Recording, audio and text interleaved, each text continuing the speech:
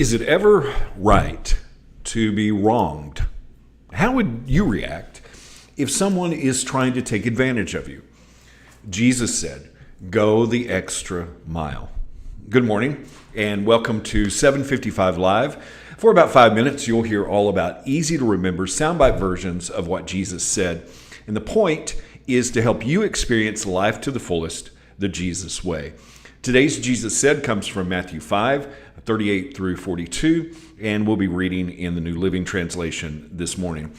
Verse 38, Jesus said, "You have heard the law that says the punishment must match the injury, an eye for an eye and a tooth for a tooth. But I say, do not resist an evil person. If someone slaps you on the right cheek, offer the other cheek also. If you are sued in court and your shirt is taken from you, give your coat too. If a soldier demands that you carry his gear for a mile, carry it 2 miles.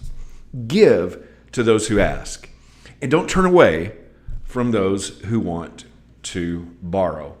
Now, we can't go into detail about all of these things that Jesus is talking about here, but basically, there were then and even now, there are 2 sides of the law. Now, what Jesus is talking about specifically here is the Old Testament law for judges as they decided the punishment for crimes. Whatever the injury was, the punishment would equal that, an eye for an eye.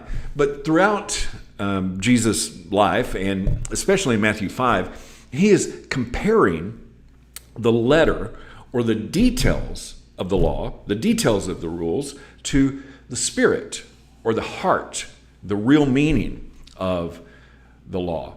In Matthew 5:17, he said, "Do not think that I have come to abolish the law or the prophets. I have not come to abolish these things, but to fulfill them." And that word fulfill literally means to fill up completely, to overwhelm. Now, there was God's law during this time, but there was also another law too, man's law. And the examples that Jesus uses here refer to both of those, both God's law and man's law. And talking about going an extra mile when a soldier asks you to carry his gear 1 mile, that extra mile is the higher road. It's higher than the absolute right or wrong. And Jesus is filling up this meaning that even a wrong action by the civil law, we should go the extra mile for.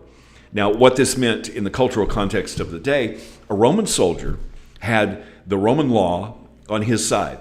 A Roman soldier could slap a Jew, no consequence, unless they died.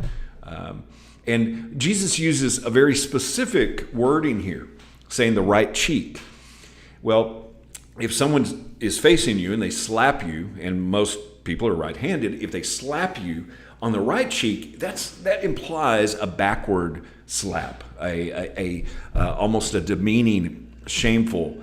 And so Jesus was saying, if someone demeans you with a slap, turn the other cheek. That's not a passive, "Oh, I'll take whatever you get." It's almost like standing up and saying, "Hey, you can't really hurt me." And the law said here also that a soldier could ask any Jew to carry their backpack, their gear, for a mile. But if they went more than that, they were under the law. And Jesus said, if they ask you to go a mile, go 2 miles. Once again, not a passive act, because if you went an extra mile, the soldier would be under the penalty of the law, because the law said that they could only ask you to do it for 1 mile. Now, Jesus' disciples heard and saw all of this, and they were a bunch of misfits, as you know. And Simon Peter was a rebel, and he had a real trouble with authority. I mean, he was the one who cut the servant's ear off the night that Jesus was arrested, and later that night Simon Peter denied him 3 times. But look how Peter changed. In 1 Peter 2:13, he says, "For the Lord's sake, submit to human authority, whether the king is head of state or the officials he has appointed, for the king has sent them to punish those who do wrong and to honor those who do right." Now, who is this guy? Right? This is Simon Peter. He goes on and says, "It is God's will that your honorable lives should silence those ignorant people who make foolish accusations against you. For you are free, yet you are God's slaves, so don't use your freedom as an excuse to do evil." You see, Simon Peter learned this lesson well. It's not about our rights. It's not about standing up for ourselves. It's about the right heart. And sometimes it's right to be wronged. And sometimes the higher road is going the extra mile. Jesus said, "Go the extra mile." How can you put that into action today? Thank you so much for listening. If this is meaningful to you, it really does mean a lot to me. If you like it, if you share it, if you comment, I really appreciate you. I hope you have an amazing day, and I hope this time together has helped you live life to the fullest, the Jesus way. And remember, follow Jesus today. Love first.